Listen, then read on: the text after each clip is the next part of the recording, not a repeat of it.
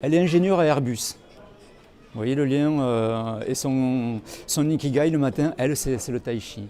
Parce que dans les exercices préparatoires, il y a quelque chose qui dit je travaille mon énergie, je travaille à la fois ma relaxation et mon énergie. Dans les enchaînements de tai chi, elle, il y a l'idée du mouvement. C'est comment je bouge dans la vie, c'est comment je fais face aux épreuves. Parfois c'est en souplesse et parfois c'est dans quelque chose d'un peu plus yang. Voyez ? Et puis le travail à deux, c'est comment je suis en relation avec l'autre. Et là aussi, dans ce travail à deux, qu'on appelle le pousser de main, dans ce style, c'est on va essayer de déséquilibrer l'autre tout en gardant toujours les pieds au sol. Donc c'est à travers ça qu'elle disait, ces relations, elle les vivait comme ça. Parfois dans le yin, parfois souple, hop, et parfois plus yang quand il y a besoin. Et ça, c'est ce qu'on va retrouver dans nos relations au fil de la journée.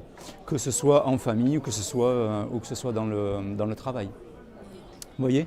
Donc l'idée, j'ai pas forcément un ikigai au travail, mais partant de mon ikigai, c'est comment je vais pouvoir le transposer.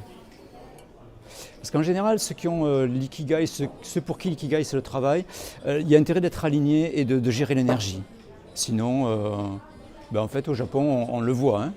C'est ce qu'on appelle le burn-out aujourd'hui. L'ancêtre du burn-out, c'est le karoshi, qui est la mort au travail. Hein. Ça, c'est eux qui nous ont amené ça, hein, qui nous ont montré la voie. Donc, si l'ikigai c'est le travail, il y a intérêt d'être suffisamment aligné pour avoir ces temps de repos, pour avoir cette énergie, l'énergie nécessaire. Ouais. Là, il y a quelque chose qui se joue d'important. Qu'est-ce que je voulais vous dire ? J'ai combien de temps là encore à peu près ? C'est bon, je continue, on y va. Hein ? Donc on y va, on est parti. Je vous donnerai tout à l'heure, je vous donnerai une petite feuille toute simple. Parce qu'aujourd'hui, en 20-30 minutes, je ne peux pas vous aider à trouver votre ikigai. Je peux juste vous en parler comme ça. Je peux vous inviter à acheter le livre. Bon, 5,70 € à la Fnac. Et, oui, à la Fnac et partout. Hein. Voilà, alors partout, partout là où il est disponible. Voilà. Alors attention, hein, par livre, je touche 21 centimes. Hein, donc je vous le dis, vous allez pouvoir en acheter et en offrir à vos amis pour que je gagne de l'argent. Mais c'est OK. En tout cas, moi, ce livre, ce qu'il me permet, il m'a permis d'être exposé, il m'a permis de mettre en avant et il me permet, moi, de mettre en lien avec mon ikigai qui est aussi qui est de transmettre, qui est de partager. Vous voyez ? Et ça, moi, ça fait des années que moi aussi, je viens de la remise en forme. J'ai fait plusieurs métiers et à chaque fois, le lien, il y avait toujours cette idée de partage, d'échange. Donc, je ne le savais pas, mais je pense que depuis longtemps, cette notion est au centre de mon ikigai. C'est relié avec les valeurs quand même. C'est relié complètement avec les valeurs. La première chose qu'on fait dans un atelier d'ikigai, c'est d'aller travailler sur les valeurs. Et un des premiers chapitres dans ce petit livre, c'est d'aller travailler sur les valeurs. Alors, j'avais un client l'autre jour qui me dit « mais oui, mais je l'ai fait 10 fois ». Ok, refais-le. Reviens-y, revois tes valeurs aujourd'hui. Vois les valeurs qui sont les bonnes valeurs, celles que tu as envie de garder aujourd'hui, et celles peut-être qui appartiennent plutôt. J'ai 3 araignées de porc, s'il vous plaît.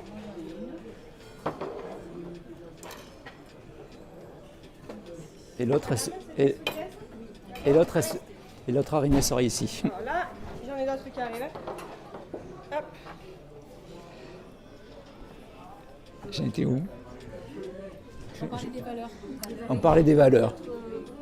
Quelqu'un qui posait la question, il refaisait ses valeurs à chaque fois. Merci. Voilà. Et c'est ça. Et donc l'idée, c'est d'aller réactualiser avec la personne qu'on est en train de devenir aussi. Okay. Parce qu'aujourd'hui, on est tous en évolution. Hein. Quand on est créateur d'entreprise, en plus, c'est qu'on a compris qu'il y avait des choses qui nous freinaient avant et qu'on a besoin de passer à un autre niveau et qu'on a envie d'aller offrir d'autres choses. D'accord ? Donc c'est ça qui. Pardon ? Le ikigai, il évolue.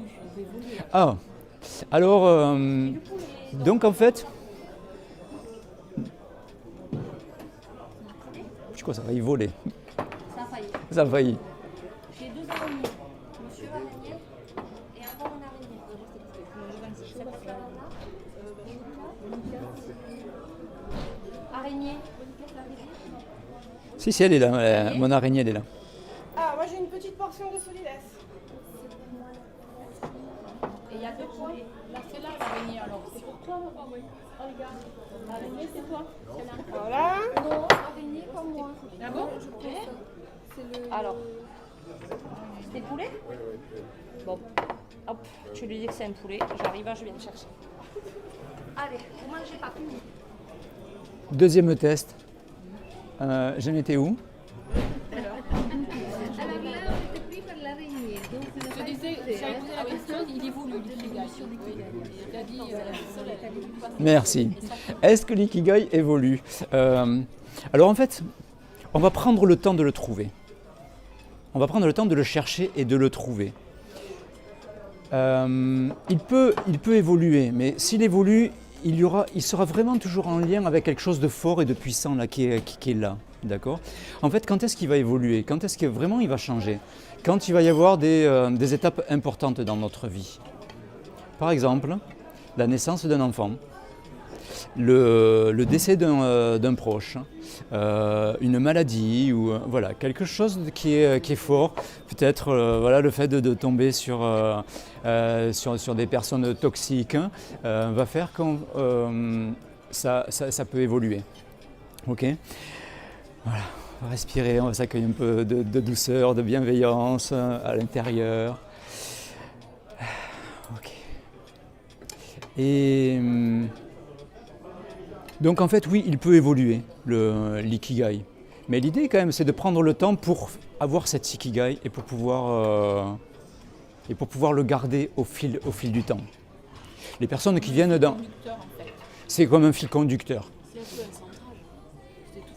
C'est ça, voilà, c'est ça. Hein. Il y a l'idée de s'aligner, de se centrer, de retrouver le nord, on va dire un peu comme à l'instar de la boussole, de mettre le cap. Je vous donnerai ma deuxième métaphore tout à l'heure, mais pour moi c'est la principale. En plus, voilà, la boussole, on l'a toujours. Donc, dans les personnes que j'ai dans les ateliers, c'est des personnes qui ont, même parfois, il y a des créateurs d'entreprises, hein, mais qui ont besoin de donner encore plus de sens et de savoir aussi de mettre du sens à tout ce qu'ils font, en fait. Parce qu'aujourd'hui, l'ikigai, on le trouve dans l'entreprise. Et j'ai une amie qui bossait chez Toyota et qui me disait, oui, on parle d'ikigai dans l'entreprise. Et l'ikigai, l'idée, c'est d'avoir un but dans l'action. En fait, il y a deux choses dans ces cas-là, dans le travail. C'est d'avoir un but dans l'action, de trouver l'accomplissement dans l'action, vous voyez. Donc ça veut dire que c'est chaque action, je sais pourquoi je le fais, je sais où je veux aller. Et donc ça va me guider, ça va m'amener toujours à un palier supplémentaire, vous voyez. Et l'autre chose, c'est en quoi je suis utile à mon entreprise. Alors c'est chouette, c'est bon pour les patrons. En quoi mon salarié est utile pour moi. Sauf que si moi, en tant que je sois salarié ou indépendant, si j'ai la sensation d'être utile pour mon entreprise ou pour le monde à travers mon activité, parce que je sais que je vais aller aider les gens avec la réflexologie, parce que je sais que je vais aller faire une décoration d'intérieur, parce que je sais que je vais aller arranger le site d'une personne. Je sais que je suis utile. Et aujourd'hui, une des grandes problématiques, voilà, c'est en quoi je me sens utile. Donc dans l'entreprise, c'est à partir du moment où je sais que mon travail a de l'importance pour moi et pour l'environnement, à partir du moment où je sais que les actions que je vais mener vont me permettre de m'accomplir, de m'épanouir, alors c'est OK. C'est un peu le problème qu'il y a aujourd'hui dans le salariat, où beaucoup de gens salariés, je n'ai rien contre les salariés, mais souvent manquent de sens dans leur boulot et c'est le problème essentiel. Mais en fait, il y a deux choses. En plus, ils veulent pas ça. Il y a deux choses, effectivement. La génération Z, là on est, elle est un peu différente de qui on est là. Pardon ? Oui, alors, oui, parce que bon, les jeunes, on va dire, les jeunes de. Non. Ouais, alors, toute la génération Z, il n'y a pas que des zèbres, mais il y en a quelques-uns. Donc en fait, il y a cette idée de s'épanouir en fait. Et pour les Japonais, la joie, l'épanouissement, il vient aussi, entre autres, de toutes les petites actions que je pose. De toutes les petites actions que je vis au fil de la journée. Combien de fois on a terminé notre journée, on ne l'a pas vu passer parce qu'on était à fond, on était par Mons et par Avaux, et on n'a pas eu cette qualité de présence qui a fait qu'on était présent à soi, vous voyez. Et là, c'est ce qu'on va retrouver, par exemple, au Japon. C'est un sujet dont on parle aussi dans la méditation. Souvent, quand on dit du coussin à la vaisselle, du coussin à la vaisselle, c'est en quoi me sert la méditation. Quand je suis là sur mon coussin, c'est zen, ça, c'est chouette, je suis bien avec moi, et puis je me lève, et là, je me laisse submerger par la vie. Et, ok. Comment je me sers de la méditation pour aller faire la vaisselle, pour aller vivre ma vie de manière plus calme et plus posée. Et ça, c'est ce qu'on va trouver. Je me souviens, j'étais dans un temple et il y avait des gens qui faisaient un circuit et donc ils devaient faire signer et calligraphier leur cahier dans le temple. Et je me souviens, il y avait du bruit, il y avait du monde et il y avait cette personne qui faisait la calligraphie. Et elle faisait sa calligraphie, mais comme si elle était dans sa bulle, vous voyez, comme s'il n'y avait rien autour. Elle était en lien avec les personnes qu'elle avait et elle faisait sa calligraphie, et dans une qualité de présence qui était assez extraordinaire. Comme quand on fait des ancrages le matin avant de démarrer sa journée. Mais c'est ça. C'est ça. Après, on verra aussi comment on le maintient, cet ikigai, comment on le maintient et comment on s'y connecte.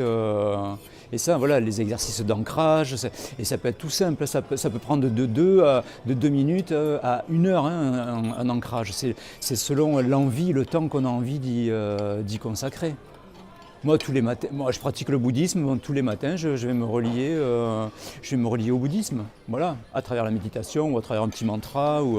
Et puis j'ai d'autres pratiques de qigong ou autres qui vont me mettre dans l'énergie pour aller vivre ma vie. Mais l'idée aussi, c'est de pouvoir vivre sa vie sans être dépendant de ça.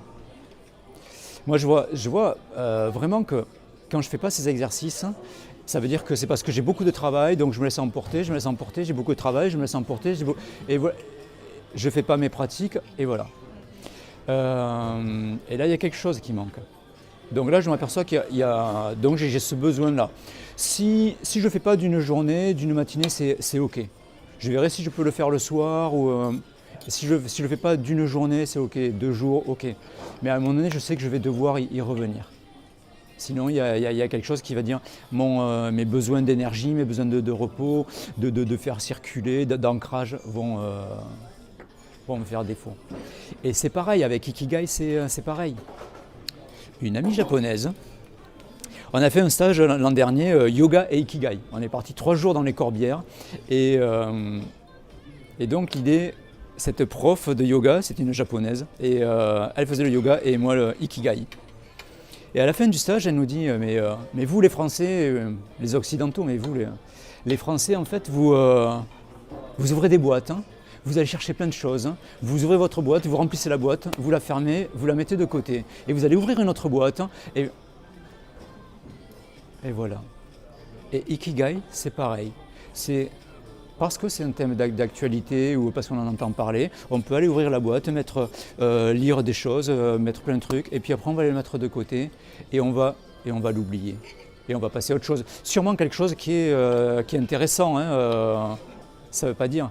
Mais c'est comment à un moment donné, je vais prendre l'essence de l'enseignement pour pouvoir rester aligné là-dessus.